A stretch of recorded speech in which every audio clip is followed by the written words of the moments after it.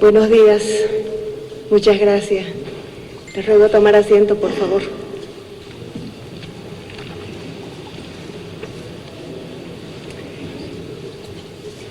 Quiero saludar a los señores embajadores, jefes de misiones diplomáticas y representantes de organismos internacionales, a los señores ministros de Estado, a los señores honorables senadores y diputados de la Asamblea Legislativa Plurinacional, al señor comandante en jefe de las Fuerzas Armadas del Estado Plurinacional de Bolivia, a los señores generales y almirantes, miembros del alto mando militar, al comandante general de la Policía Boliviana, a todas las autoridades nacionales, señoras, señores, a los amigos de la prensa, a toda la familia boliviana, a todo el pueblo boliviano. El 12 de noviembre del 2019, el pueblo boliviano comenzó a escribir un nuevo capítulo de nuestra historia democrática y de libertad para todos los ciudadanos, sin importar su origen, su raza, su credo, ni de dónde vienen. No ha sido fácil, pero lo hemos logrado, con la fuerza que nos otorga la fe y el saber que estamos trabajando por el beneficio de toda Bolivia, no a favor de unos ni en contra de otros. Cuando asumí la presidencia constitucional de Bolivia, en un estado de convulsión muy grande, fomentada por quienes se resistían a escuchar la decisión de los bolivianos, me encomendé a Dios para que me diera fuerzas y me iluminara. Mi objetivo era lograr la paz. Oré mucho, muchas veces de rodillas. Tuve que tomar decisiones con firmeza, pero ustedes saben, incluso mejor que yo, pues vivían la violencia en carne propia, que no había otro camino. Nuestro norte ha sido derrotar a la violencia sin usar violencia.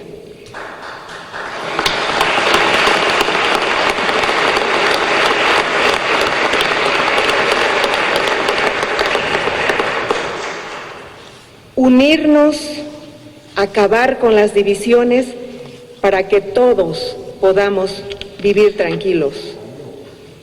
Es por eso que desde que llegamos al gobierno tomamos acción para retomar la tranquilidad en el país usando la fuerza de la ley y el diálogo, dos herramientas vitales que nunca debemos abandonar en beneficio de todos.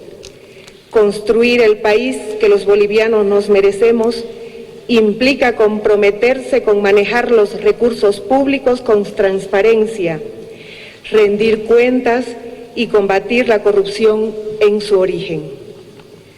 Cuando se asume la función pública es para proteger y cuidar al pueblo, no para robarle, quitarle el pan de la boca, ni mucho menos agredirle. Los bolivianos queremos paz, y eso solo lo logramos en democracia y libertad. Y no quiero comenzar a hablar los tiempos que vivimos sin expresar mis sentidas condolencias a los familiares de los bolivianos que fallecieron en esos días de crisis. Sentimos mucho dolor por las pérdidas sufridas, las cuales debemos tener siempre presentes, no solo por honrarlos, sino también para evitar que vuelva a suceder otra tragedia parecida. Y es que durante los días de la crisis más grande que Bolivia vivió en su era democrática, se produjeron actos que solo pueden calificarse de terrorismo. Así fue. Por ejemplo, la instructiva para acercar a las ciudades con el objetivo de matar de hambre a sus habitantes o cortarles el agua, o el llamado a organizar milicias armadas para acabar con quienes no piensan igual. Después de la lucha pacífica que usted, señora, que usted, señor, que ustedes jóvenes, valientes, ganaron en las calles sin disparar ni un solo proyectil, ni cometer ningún acto vandálico, se produjo la sucesión constitucional, siguiendo estrictamente el procedimiento previsto en la Constitución Política del Estado. Como saben, soy una mujer de ley, abogada. Por eso todas las decisiones que se aprobaron a partir de esa fecha se apegaron a la normativa vigente en el país y algunas de las determinaciones han sido en consulta ante el Tribunal Constitucional. Que no quede duda alguna del carácter democrático y respetuoso de todos los poderes del Estado y todas las instituciones que la democracia dispone en ese no siempre fácil equilibrio entre los pesos y contrapesos de la institucionalidad democrática boliviana. Hemos encontrado el país en un estado francamente complejo y difícil. Nos mintieron durante 14 años sobre el real estado de la economía, de las reservas de gas y de la producción de los recursos naturales. Nos entregaron un país con 6 años continuos de déficit fiscal y 5 años de déficit comercial. Bolivia tuvo en estos 14 años 5 veces más ingresos, pero los bolivianos no tenemos 5 veces mejor salud, ni mejor educación, ni mejores empleos. Desde el año 2008, el gobierno central confiscó casi el 90% del IDH a las gobernaciones. Eso significó más de 3.500 millones de dólares que se convirtió en una especie de subvención de los departamentos al Tesoro General del Estado para financiar el derroche del grupo privilegiado del MAS, que era una élite en la cual, paradójicamente, no estaba incluido ni un solo representante indígena. Hemos actuado para destapar las ollas de corrupción del gobierno pasado y lo que hemos descubierto es lamentable. El abuso de poder para usar recursos públicos a favor de un partido político, financiamiento con dinero del pueblo boliviano a partidos políticos extranjeros, entre otras cosas. Eso es realmente bochornoso.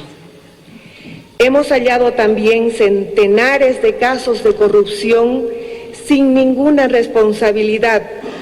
Parecería que lo que aquí hemos vivido fue un mundo irreal donde para robar no se agotaba el ingenio ni la complicidad.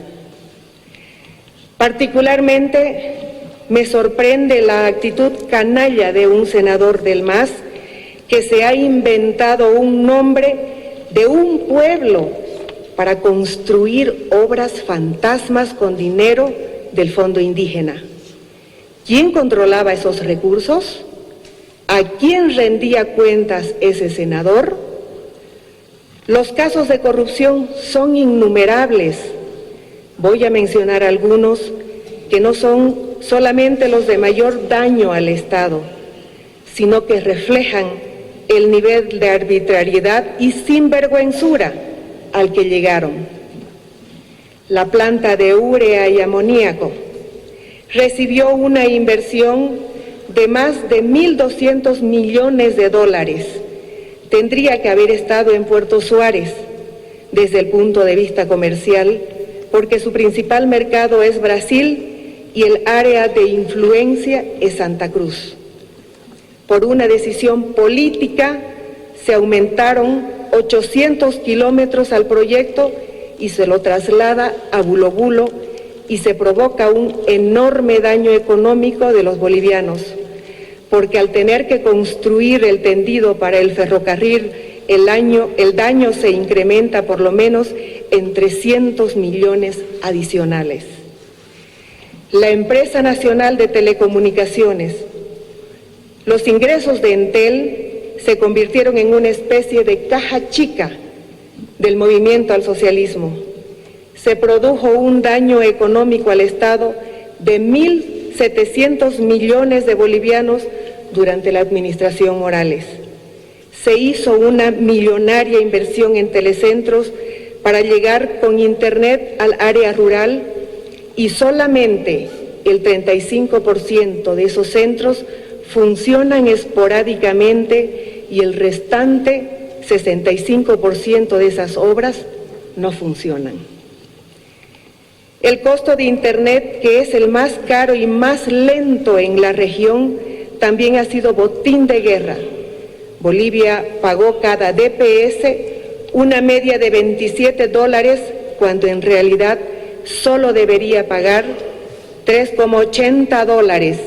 Esa diferencia ocasionó el daño de bolivianos 350 millones por compra de servicios de Internet.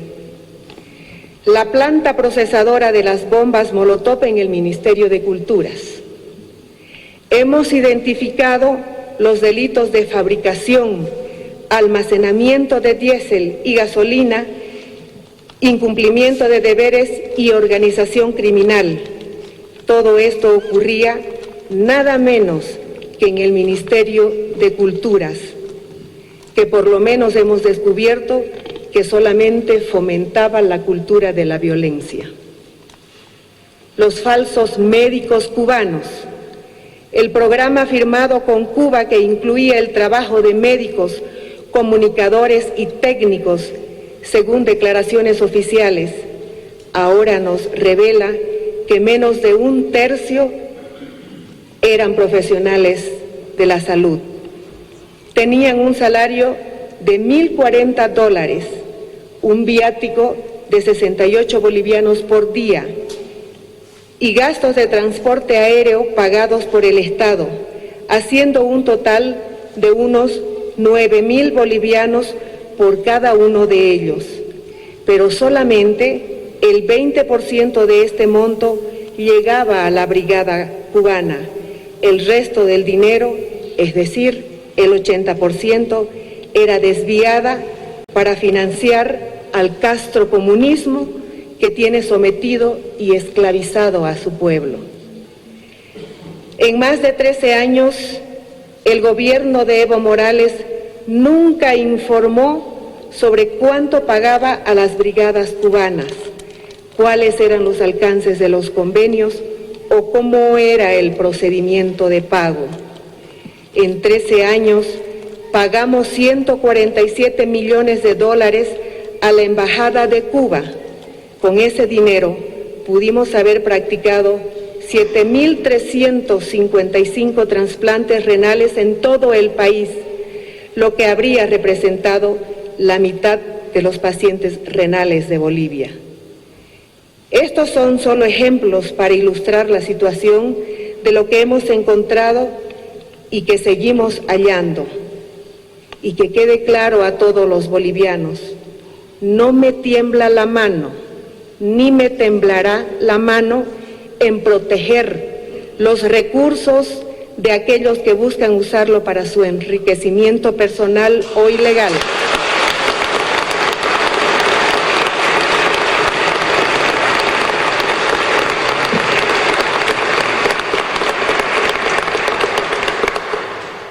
O para promover sus agendas políticas.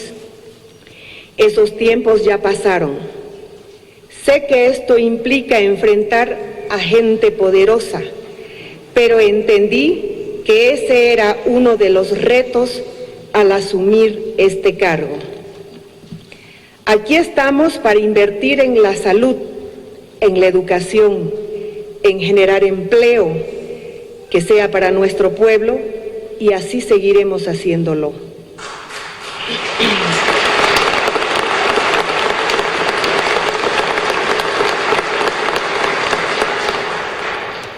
Esas prácticas de dividir al país han sido y continúan siendo un obstáculo de progreso y crecimiento. No podremos nunca alcanzar nuestra capacidad máxima si unos empujan para un lado y otros para el otro. Por eso este gobierno constitucional que presido se ha fijado 3 objetivos para unir al país: la pacificación, las medidas orientadas hacia la transición democrática y la gestión eficiente y honesta del aparato estatal.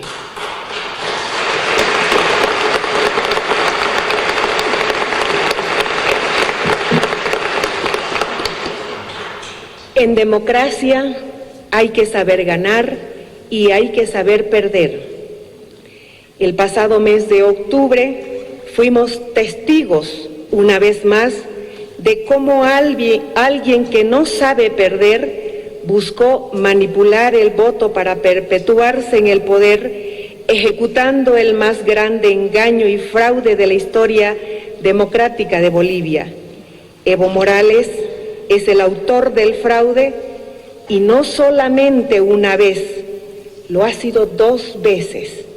La primera, cuando se burló del 21F el año 2016, y la segunda, el 20 de octubre del año pasado. Por eso las nuevas elecciones son una prioridad. Hasta el momento decimos con orgullo que toda la responsabilidad que nos correspondía ya la hemos cumplido.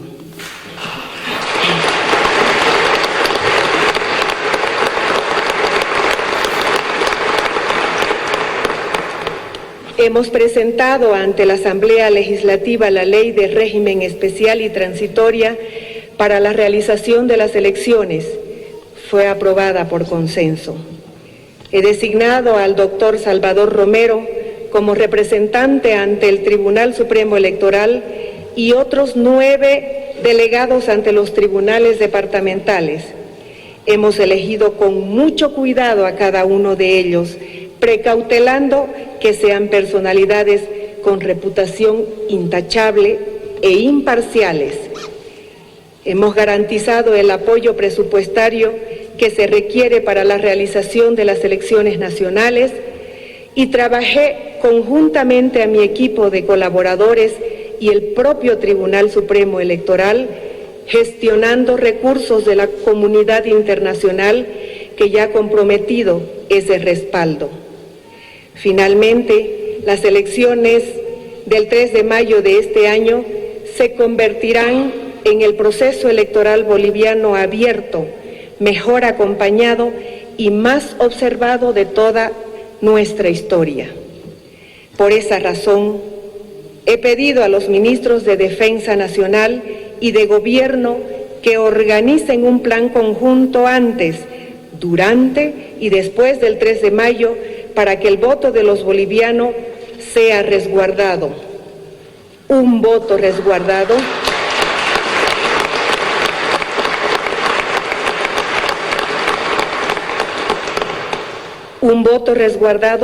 se convierte en un voto respetado. Aplaudo la participación comprometida de Naciones Unidas, de la Organización de Estados Americanos, de la Unión Europea, de los gobiernos europeos que también me han buscado para expresarme su respaldo, de Estados Unidos, del Centro Carter y de la propia Iglesia Católica. Tengan la certeza de que se podrá votar y elegir sin miedos ni temores. Su voto, hermano boliviano, será ejercido y contabilizado en libertad.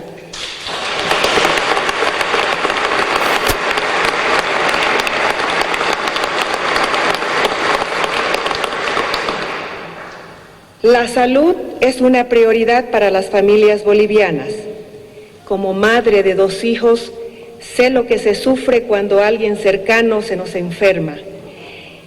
Hemos dispuesto que el 10% del presupuesto general de la Nación sea destinado a la salud de los bolivianos. Demostramos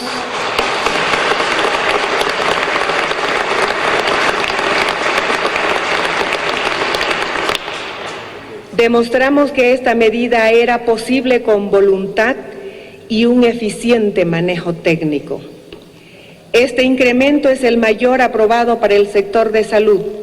Ahora nos toca el desafío de ejecutarlo de manera eficiente y rápida, atendiendo las grandes prioridades que los bolivianos tenemos en esa materia. Este es apenas el primer paso.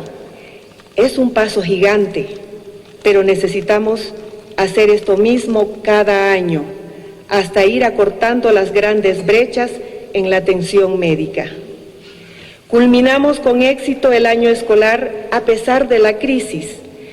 Nos preparamos para reiniciar el nuevo calendario escolar para aportar como gobierno a la buena educación y futuro de las nuevas generaciones. El gobierno ha dispuesto la reducción de las tarifas de electricidad en un nivel que va del 13 hasta el 50%, beneficiando a más de 2 millones de bolivianos y sin afectar a las generadoras ni distribuidoras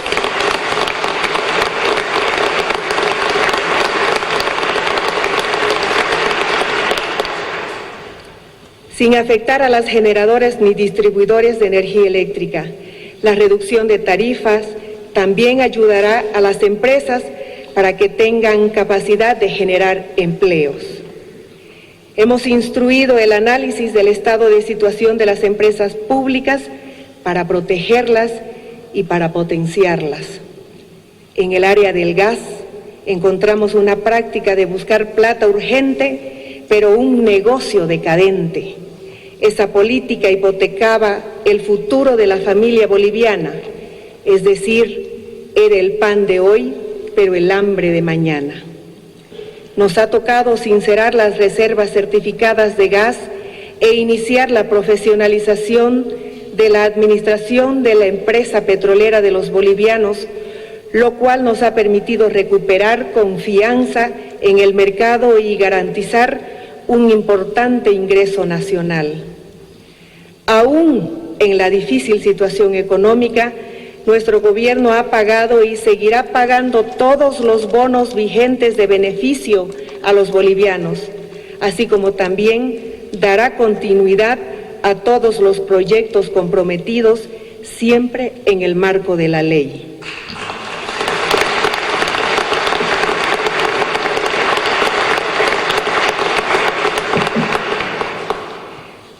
Los bolivianos merecemos vivir tranquilos. Soy una convencida de que la crisis de la inseguridad ciudadana en el país tiene solución. No estamos condenados a vivir con miedo. Las familias bolivianas merecen caminar de noche con tranquilidad. He instruido una política de mano dura contra el narcotráfico y el narcoterrorismo.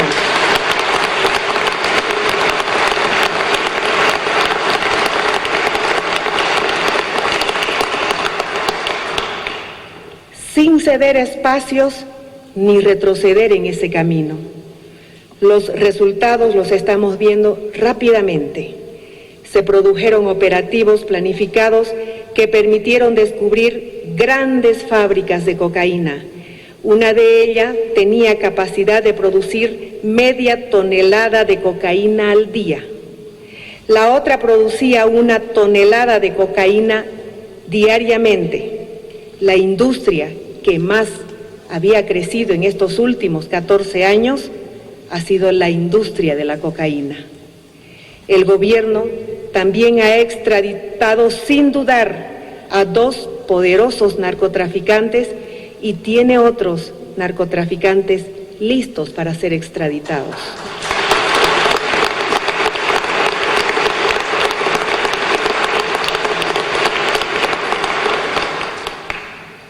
Promover el turismo no es solo una forma de mostrar nuestro bello país y su gente, sino de generar ingresos y nuevas oportunidades de trabajo.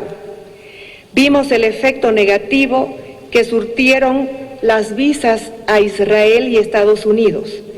Hemos decidido eliminarlas y ya estamos comenzando a ver cambios importantes y beneficiosos para el país.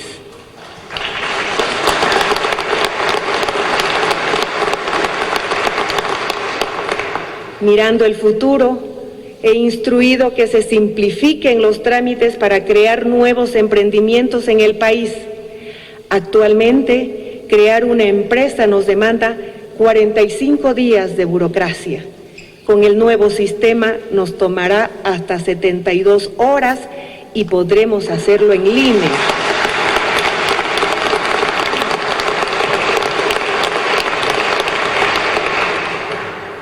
También he pedido al Servicio de Impuestos que elimine esa práctica de persecución y extorsión a los bolivianos.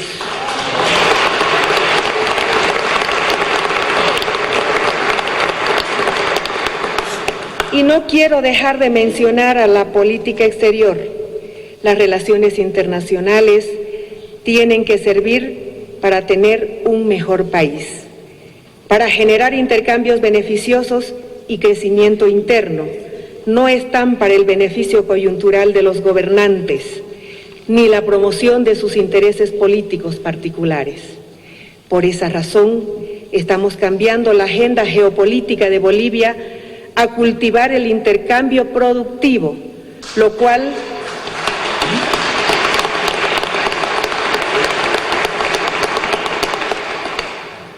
nos ha llevado a romper con dictaduras como Venezuela y expulsamos a quienes pretendieron tener injerencia en nuestros asuntos.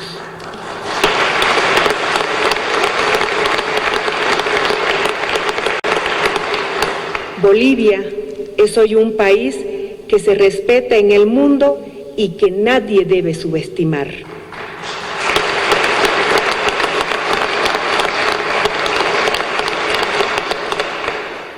Tenemos un país verdaderamente soberano, donde la seguridad interna está en manos de los bolivianos capaces y no en grupos de inteligencia cubana o venezolana, como lo hizo el régimen anterior.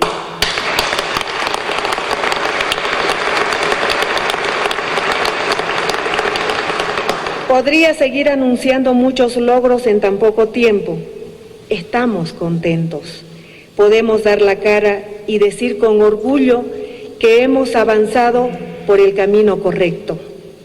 Los bolivianos hemos sido capaces, a lo largo de nuestra historia, de vencer todos los obstáculos.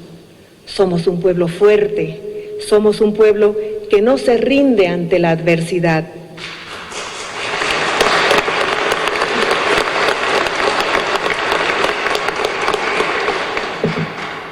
El año pasado fuimos capaces de derrotar un fraude electoral. Fuimos capaces de derrotar a un gobierno autoritario que pretendía quedarse eternamente en el poder. Fuimos capaces de derrotar a la violencia y de implantar la paz. Fuimos capaces de recuperar la libertad y la democracia.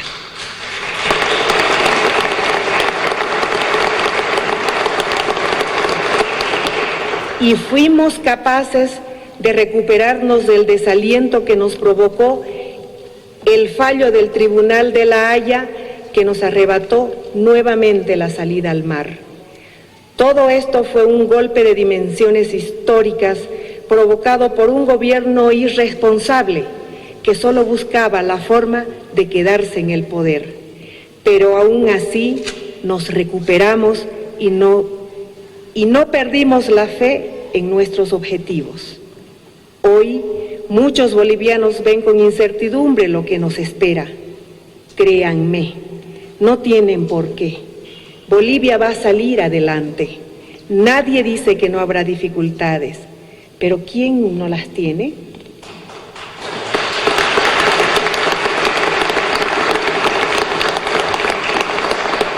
Debemos ver el futuro con optimismo.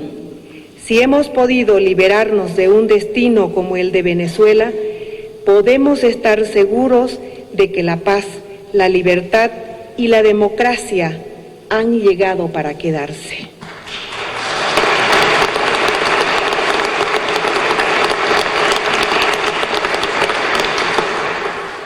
Nuestra Bolivia tiene más futuro que pasado. Durante las últimas semanas He estado promoviendo el consenso de los actores políticos para consolidar la democracia y la libertad que ahora respiramos. No voy a dudar un solo momento en seguir recorriendo el camino del consenso y protegiendo la estabilidad que hemos construido y la tranquilidad con la que estamos viviendo. Y no puedo despedir estas palabras sin presentar mi agradecimiento. Estoy profundamente agradecida a todos los bolivianos por el impulso que entre todos estamos poniendo para esta etapa de pacificación y reconciliación del país. Estoy agradecida a los jóvenes. Sin ellos, el cambio y la pacificación no hubiera sido posible.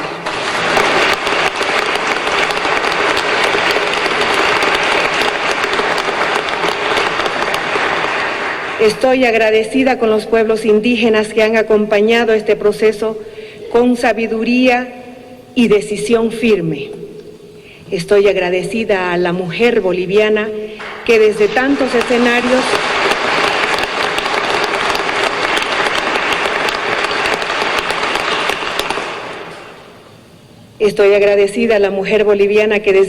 escenarios ha puesto fuerza y sentido común a este momento de reconciliación y pacificación entre todos los bolivianos.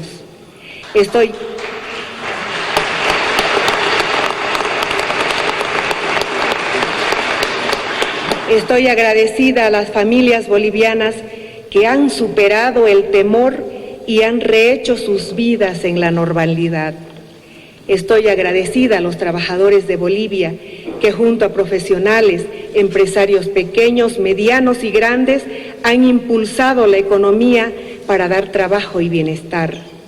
Estoy agradecida a cada departamento del país por aportar desde donde toca a la convivencia pacífica y a la armonía. Estoy agradecida a la policía y a las Fuerzas Armadas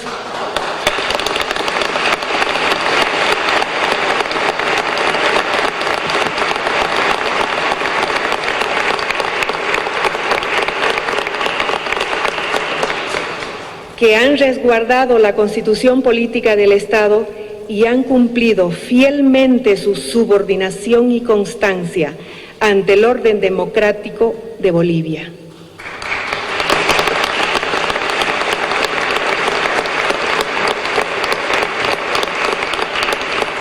También agradezco a los periodistas y a los medios de comunicación social.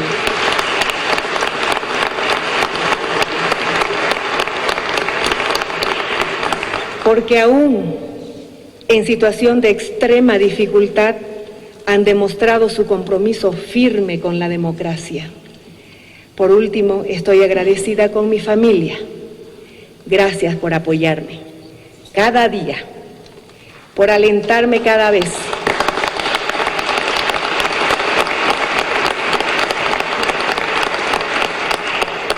Cuando acabo mi tarea como presidenta de este país, por el cual siento tanto orgullo. Gracias por tanto amor. Y también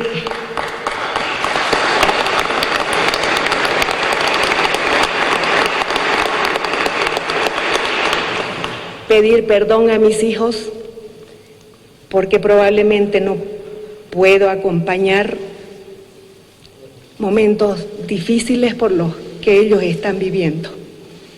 Perdón por ello.